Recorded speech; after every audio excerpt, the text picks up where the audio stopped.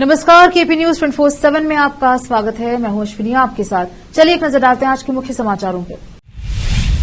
उत्तर पूर्व कर्नाटक स्नातक चुनाव में कांग्रेस उम्मीदवार डॉक्टर चंद्रशेखर पाटिल विजयी। एक आत्महत्या, एक मृत्यु नोट और करोड़ों का घोटाला, विपक्ष सीएम के इस्तीफे और कथित अनियमितताओं की सीबीआई जांच की मांग कर रहा है। बीएमटीसी पास के लिए आवेदन करने वाले छात्रों को आ रही है दिक्कत, निगम ने कहा समस्या हल होगी। एनडीए दल की बैठक में आमने सामने आए पीएम मोदी और सीएम योगी। इस बार गठबंधन की सरकार को लेकर क्या बोले राजनाथ सिंह, मीटिंग में खुले मंच से दिया ये बयान।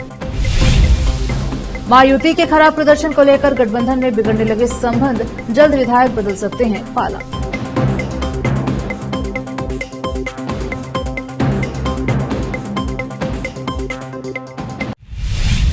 समाचारों का सिलसिला शुरू करते हुए देखते हैं समाचार विस्तार से। उत्तर पूर्व कर्नाटक स्नातक चुनाव की मतगणना 8वें फाइनल राउंड में कांग्रेस उम्मीदवार डॉक्टर चंद्रशेखर पाटिल विजयी हुए। कांग्रेस प्रत्याशी डॉक्टर चंद्रशेखर पाटिल को 49,496 वोट मिले हैं और वह 4,446 वोटों के अंतर से जीत गए। उनके प्रतिद्वंदी भाजपा प्रत्याशी अमरनाथ पाटिल को 35,050 वोट मिले और निर्दलीय उम्मीदवार श्री एन प्रताप रेड्डी को 17,421 वोट मिले। कांग्रेस में खुशी की लहर, लोगों के बधाई का सिलसिला सोशल मीडिया पर जोर पकड़ा हुआ है।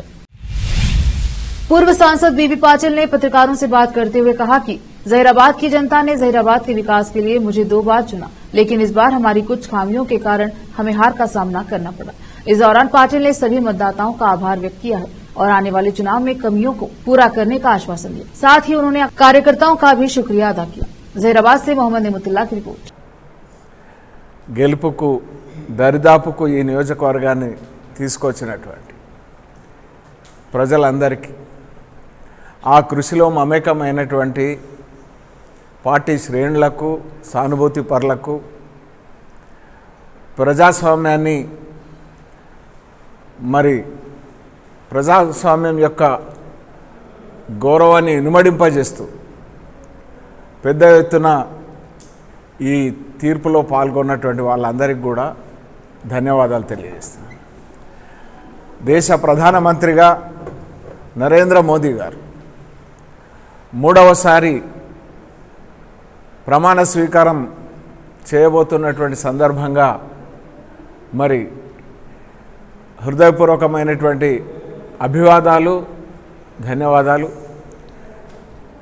ప్రజలు ఇచ్చినటువంటి తీర్పు మరొకసారి మోదీ సర్కార్ అనేటువంటి దానికి कर्नाटक महर्षि वाल्मीकि अनुसूचित जनजाति विकास निगम लिमिटेड KMVS TDCL में कथित अनियमितताओं को लेकर एसटी कल्याण विभाग के मंत्री बी नागेंद्र ने सिद्धारमैया मंत्रिमंडल से इस्तीफा दे दिया। विपक्ष सीएम के इस्तीफे और कथित अनियमितताओं की सीबीआई जांच की मांग कर रहा है। KMVS TDCL आदिवासी कल्याण विभाग के अंतर्गत एक संगठन है जिसका उद्देश्य विभिन्न एसटी के कल्याण और विकास के लिए है। राज्य सरकार एसटी के विकास के लिए कार्यक्रमों को लागू करने के लिए निगम को धन मुहैया कराती है। KMVS TDCL में विभिन्न बैंकों और ट्रेजरी से 187.33 करोड़ रुपए union bank of India MG road शाखा बेंगलुरु में बचत बैंक खाते में जमा किए हैं। इसके अधिकारियों और लेखा अधिकारी ने नकली हस्ताक्षरों के साथ कई जाली पत्र, जाली चेक और जाली RTGS अनुरोध और एक जाली नकली बोर्ड संकल्प देखा, जिसके कारण इसके बैंक खाते से धन का अनाधिकृत वितरण हुआ है। KMVS TDCL के GM ने पुलिस में दर्ज अपनी शिकायत में कहा, पासबुक की विस्तृत जांच करने पर पता चला कि फर्जी दस्तावेजों के आधार पर union bank of India MG road शाखा बेंगलुरु द्वारा विभिन्न खातों में 94,73,08,500 रुपए की राशि वितरित की गई है। कथित तौर पर यह पैसा हैदराबाद के एक सहकारी बैंक में स्थानांतरित किया गया और वहां से इसे विभिन्न खातों में स्थानांतरित किया गया है।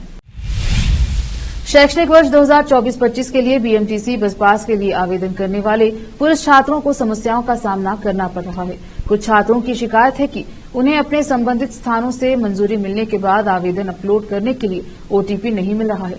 केवल पुरुष छात्रों को ही छात्र पास के लिए आवेदन करने के लिए कहा जाता है, क्योंकि राज्य की निवासी महिला छात्र शिक्षा शक्ति योजना के तहत मुफ्त यात्रा कर सकती हैं। एक कॉलेज छात्र ने कहा कि 2023-24 के लिए जारी किया गया बस पास 31 मई को समाप्त हो गया। पिछले साल हमें बस पास मिलने तक प्रवेश रसीद दिखाने पर यात्रा करने की अनुमति थी। हालांकि इस साल उन्होंने यह विकल्प नहीं दिया और हमें बस पास लेना होगा। या टिकट खरीदना होगा। उन्होंने बताया कि उन्होंने आवेदन पत्र भर दिया है और कॉलेज प्रशासन से मंजूरी मिलने के बाद उन्होंने इसे ऑनलाइन अपलोड करने की कोशिश की, लेकिन कई बार प्रयास करने के बाद भी वे ऐसा नहीं कर पाए। उन्होंने कहा कि प्रक्रिया पूरी करने के लिए हमें एक OTP देना होगा, लेकिन हमें यह नहीं मिल रहा है। मैंने अपनी तरफ से कई बार ऑनलाइन प्रयास किया और बैंगलोर वन सेंटर भी गया। मुझे बताया गया कि OTP नहीं भेजा गया है क्योंकि BMTC सर्वर में कोई समस्या है। रोकते हैं समाचारों का सिलसिला, लेते हैं छोटा सा ब्रेक।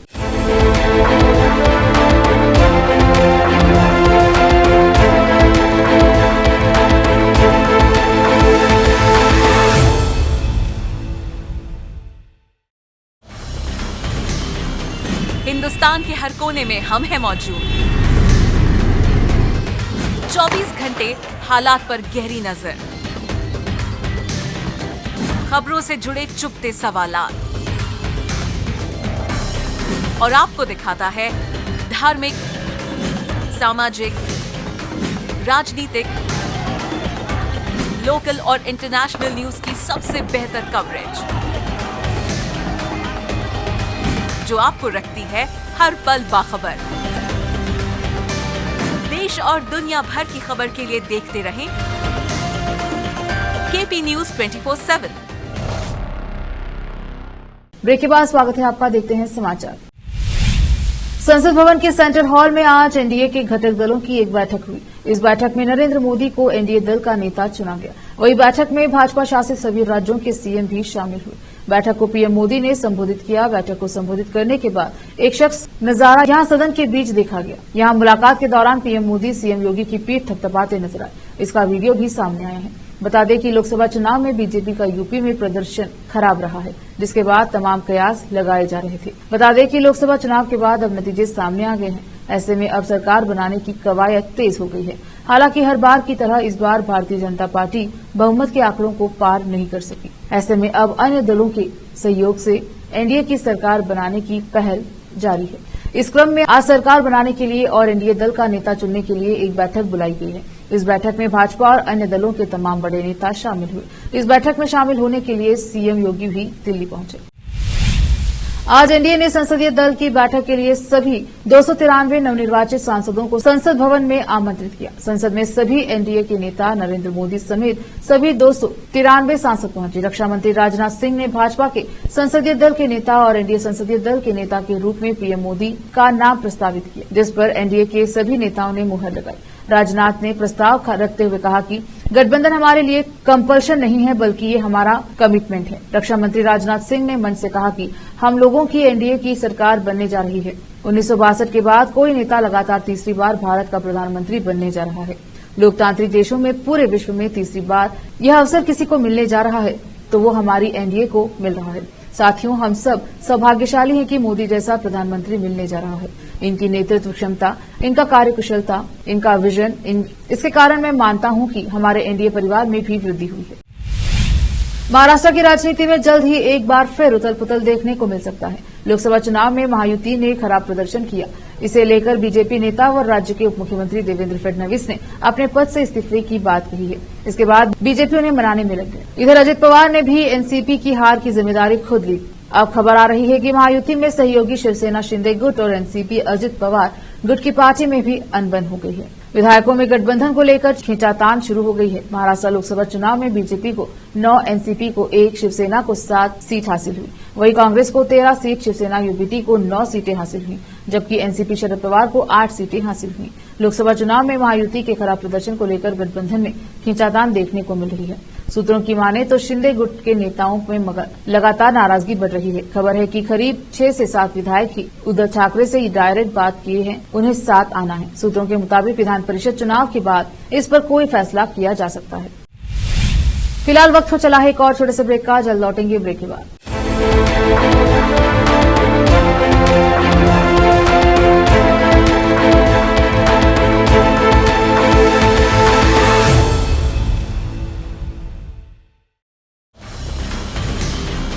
हिंदुस्तान के हर कोने में हम हैं मौजूद। 24 घंटे हालात पर गहरी नजर, खबरों से जुड़े चुपते सवालात और आपको दिखाता है धार्मिक, सामाजिक, राजनीतिक, लोकल और इंटरनेशनल न्यूज की सबसे बेहतर कवरेज, जो आपको रखती है हर पल बाखबर। देश और दुनिया भर की खबर के लिए देखते रहें केपी न्यूज 24/7। ब्रेक के बाद स्वागत है आपका, देखते हैं समाचार। राजस्थान के 12 न्यायालय बालक अधिकार संरक्षण आयोग अधिनियम 2005 क्रम 1 के विशेष न्यायाधीश हनुमान प्रसाद ने नाबालिग बालिका का बहला फुसलाकर भगा ले जाने और उससे जाति करने के 2 वर्ष पुराने मामले का निस्तारण करते हुए एक आरोपी को 20 वर्ष के कठोर कारावास व 35,000 रूपये के अर्थदंड से दंडित किया। विशिष्ट लोक अभियोजक पॉक्सो क्रम नंबर 1 घासीलाल वर्मा ने बताया कि 1 जून 2022 को पीड़िता के पिता ने केलवाड़ा पुलिस थाने में गुमशुदगी की रिपोर्ट दर्ज कराई थी, जिसमें उल्लेख किया गया था कि 31 मई 2022 को शाम 5 बजे उसकी बेटी स्कूटी से समरानिया कस्बे के बाजार में सामान लेने गई थी। वह कहकर गई थी कि स्कूटी को वह अपनी सहेली के यहाँ रखकर बाजार जाएगी। स्कूटी में ही उसका मोबाइल रखा हुआ था। उसके बाद से ही फरियादी की बेटी का कोई पता नहीं लगा। रिपोर्ट्स में पीड़िता की उम्र 16 वर्ष 6 माह की बताई गई है। आरोपी अमरपाल सिंह 37 वर्ष पुत्र गुरमेश सिंह निवासी हातोत पुलिस थाना देहात जिला शिवपुरी मध्य प्रदेश पीड़िता को विवाह करने के लिए विवश करने के आशय से बहला फुसलाकर भगा ले गया, जिसने पीड़िता को कानपुर, इलाहाबाद, असम एवं शिवपुरी आदि स्थानों पर रखा। इससे पूर्व 6 व 7 मार्च 2022 को भी गदरेटा में व बैसाखी के दिन गुरुद्वारा गदरेटा में पीड़िता के साथ शारीरिक संबंध बनाकर जाति की। आरोपी गुरुद्वारे में गंडथी है और पाठ करता है। कोर्ट में आरोप पत्र दाखिल किया, जहां न्यायाधीश हनुमान प्रसाद ने आरोपी अमरपाल सिंह को धारा 363 के अपराध में 3 वर्ष का कठोर कारावास 5,000 रूपये के अर्थदंड से दंडित किया, जबकि अदायगी अर्थदंड 3 माह का साधारण कारावास अलग से भुगतेगा। न्यायाधीश हनुमान प्रसाद ने पीड़िता के साथ घटित अपराध की प्रकृति से उस पर पड़ने वाले दुष्प्रभाव अवस्था को दृष्टिगत रखते हुए पीड़िता को 4 लाख रूपये दिलाए जाने की अनुशंसा जिला विधिक सेवा प्राधिकरण से की है। उन्होंने आदेश में कहा है कि पीड़िता घटना के समय 16.5 वर्ष की थी। ऐसे में प्रति कर राशि में से 2 लाख रूपये की एफडी 3 वर्ष की अवधि के लिए व शेष 2 लाख रूपये की 5 वर्ष की अवधि के लिए पीड़िता के नाम से राष्ट्रीयकृत बैंक में करवाई जाए, जो पीड़िता को अदा की जाए। ब्रजेश यादव की रिपोर्ट। राजधानी दिल्ली में आज मौसम का मिजाज बदलने के आसार हैं। मौसम विभाग ने धूल भरी आंधी के साथ ही हल्की बारिश का अनुमान जताया है। अनुमानों के मुताबिक राजधानी में 25 से 35 किलोमीटर प्रति घंटे की रफ्तार से तेज हवाएं चलेंगी। दिल्ली में अधिकतम तापमान 43 डिग्री सेल्सियस और न्यूनतम तापमान 29 डिग्री सेल्सियस रहने के आसार हैं। मौसम विभाग ने अपने ताजा अपडेट में कहा है कि 7 जून को पंजाब, हरियाणा, चंडीगढ़, दिल्ली, उत्तर प्रदेश और राजस्थान में गरज, बिजली और तेज हवाएं 40 से 50 किलोमीटर प्रति घंटे के साथ छिटपुट से लेकर बहुत हल्की बारिश होने की संभावना है।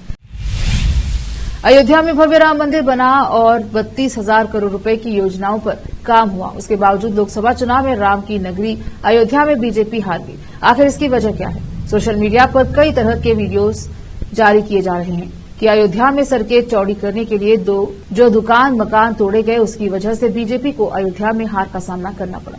लेकिन हार की कोई एक वजह नहीं है। दरअसल अयोध्या में राम मंदिर जाने वाली सड़कों को चौड़ा किया गया।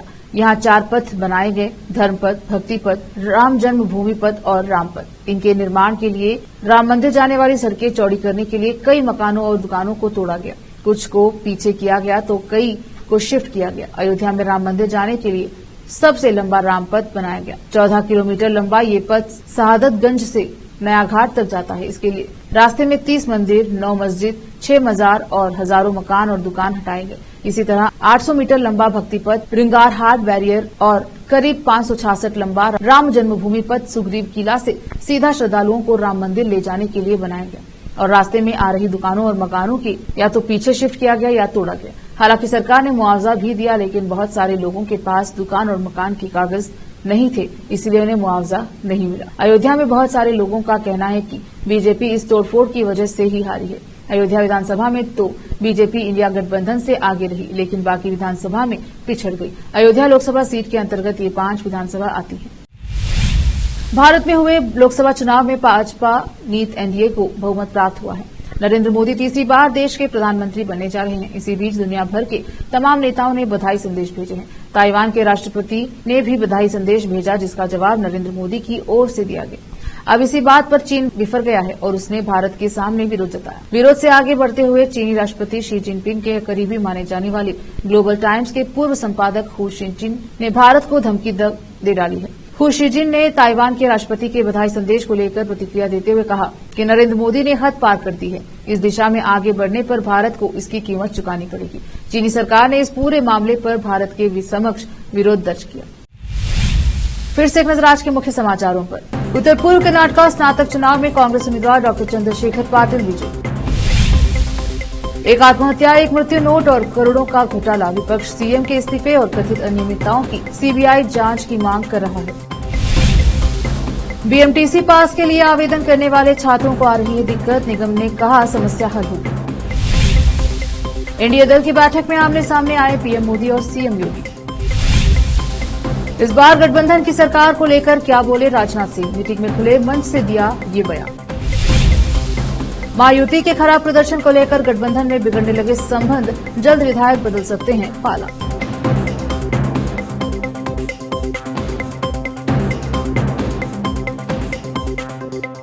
केपी न्यूज के बुलेटिन में अब तक के लिए इतना ही। देश प्रदेश के समाचारों के लिए देखते रहिए केपी न्यूज 24/7। धन्यवाद।